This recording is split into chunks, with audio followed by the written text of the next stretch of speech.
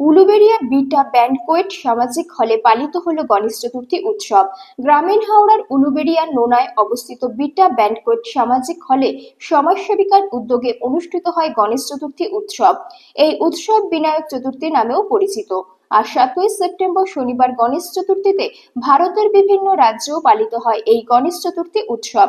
শিব ও পার্বতীর পুত্র গজানন অর্থাৎ গণেশ হিন্দুদের বুদ্ধি, সমৃদ্ধি ও সৌভাগ্যের দেবতা হিসাবে পরিচিত। মোদক ও লাড্ডু গণেশের খুবই প্রিয়, তাই গণেশ পুজোতে ভক্তরা মোদক দিয়ে পুজো করেন। এই দিন সন্ধ্যায় সকলের জন্য ভোজেরও আয়োজন করে থাকেন উদ্যোক্তারা।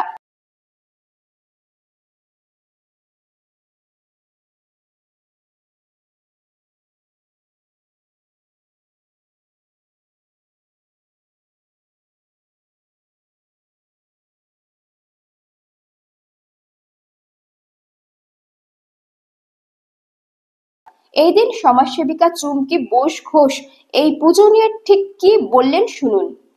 আসার আগে আমাদের গণেশ আসেন আমাদের বাড়িতে, যেটা আমাদের কাছে খুবই একটা সুন্দর জিনিস। বিশেষ করে এটা আমাদের বাড়ির অংশ। আর আমি সারা বছর বিভিন্ন কাজকর্মে এতটাই ব্যস্ত থাকি, এই সময়টুকুর জন্য আমি অধীরাগ্রে অপেক্ষা করি কখন গণেশজি আমার বাড়িতে আসবে, আমি তাকে সাদরে অভ্যর্থনা জানাবো এবং আমার পারিবারিক মানুষজনকে নিয়ে একটি বিশেষ মুহূর্ত কাটাবো, সেই আনন্দটা মনে থাকে। আজকে সেই আনন্দটাই আমরা সকলে মিলে করছি।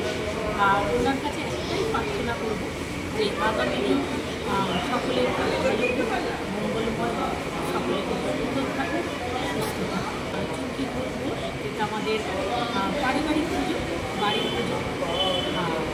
সকলকে আজকে যারা আমার পাশে রয়েছে সকলকে অনেক অনেক ধন্যবাদ। আমার আমন্ত্রণে সকলে হয়েছে, এর জন্য সত্যি আমি ধন্যবাদ জানাই। ব্যুরো রিপোর্ট, জি লাইভ নিউজ।